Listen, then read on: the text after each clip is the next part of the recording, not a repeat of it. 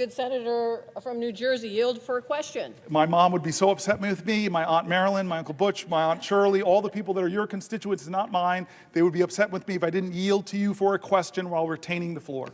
Well, first of all, Senator Booker, I have to say, we in Nevada are so proud of you. We are proud to be Nevada Strong. You are one of us.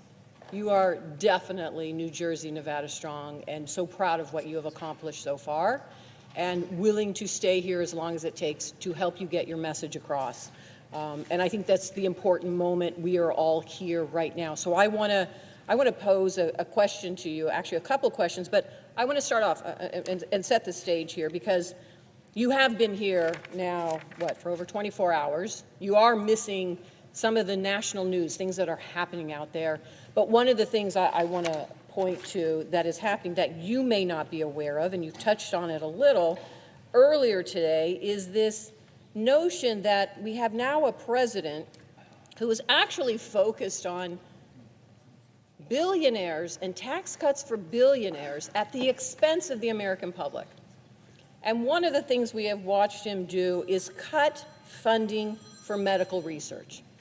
Now, what you may not know is just today I found out that HHS laid off the entire healthy aging branch of the CDC, just today.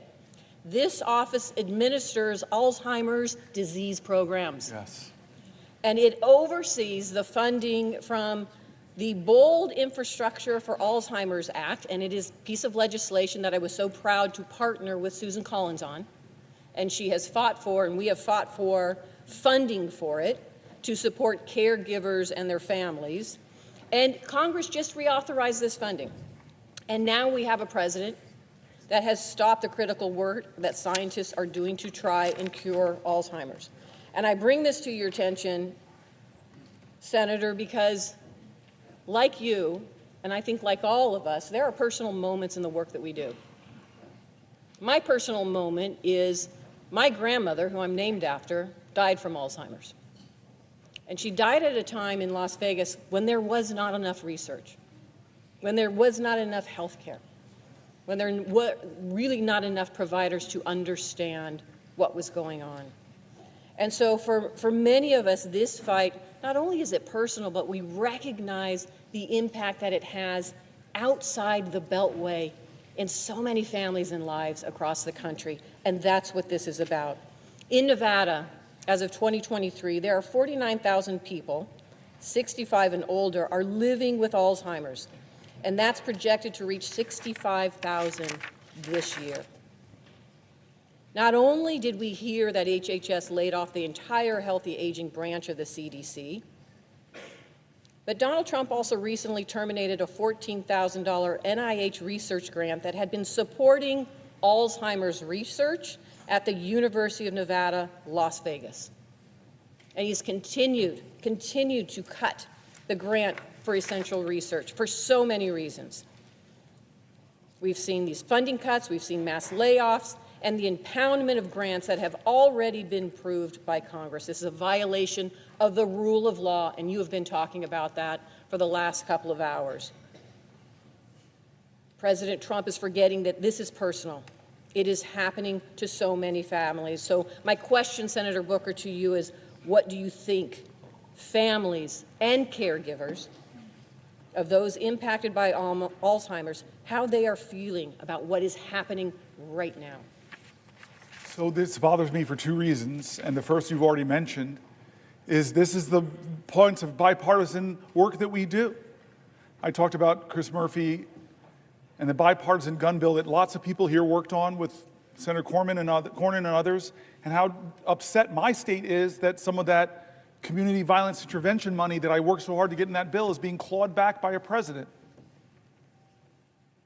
There are people in this room, I know so many of you, and I know on the other side, that have done such great work to work with our colleagues to find common ground and get really important programs passed that bring resources to families. And it's being clawed back by a president, not with consultation, not with a hearing, not with a discussion of even why you would target Alzheimer's research. That is a violation of the separation of powers. And I wish my Republican colleagues would hold more hearings about that. These are programs that they like. I saw that with USAID. I worked with Marco Rubio on some of that programs and those investments that are now been cut and clawed back. So it's a separation of powers issues. It's an offense to the common goals that we share in this community of leaders. But the second reason it bothers me is an article I read hours ago by Fareed Zakaria. And he talked about what's happening to a nation that cuts so dramatically what is one of the best taxpayer investment dollars in biomedical sciences.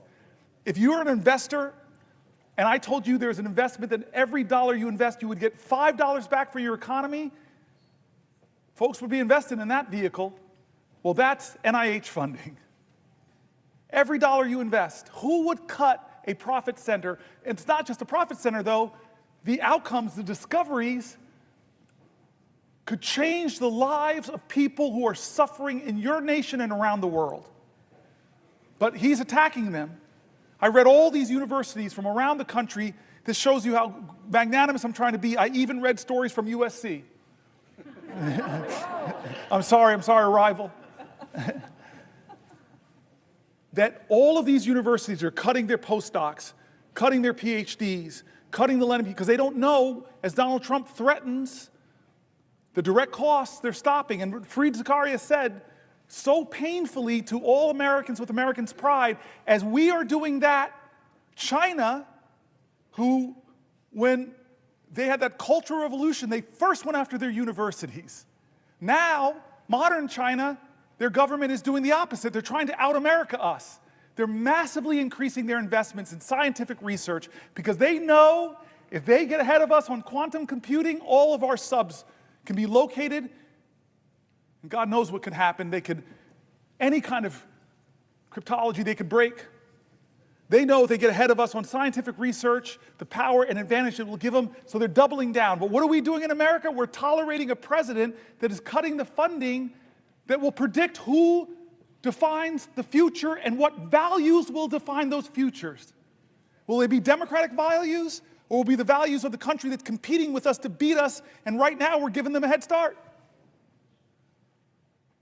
And then the final reason that question bothers me is because my father died of Parkinson's, and he had Parkinson's-related dementia. And I know what that's like. I know the pain families are enduring. I remember the time that my dad and my mom, we were in the movie theater, and my mother just shook my world. She was in Georgia. And so many people here in this room have had the same experience. We're in a movie theater, and my mom leans over to me and said, "You need to take your dad to the bathroom." I never imagined the years of my dad as a 2-year-old and 3-year-old taking me to the bathroom, that one day I'd have to take him. And so in this Atlanta movie theater, in the middle of a movie, which I was like, okay, it's time for me to do this ritual that so many families know. I pick my dad up, who's shuffling with his Parkinson's.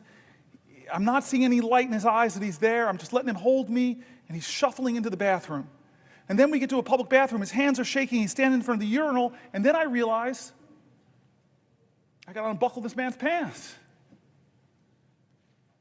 So many families know this, and my ego, I'm sorry, I was leaning over and I'm saying, wait a minute, I'm in a public bathroom, leaning over, I'm buckling another man's pants. Please, please, God, don't let somebody come in. And as if God heard my call, someone walked in.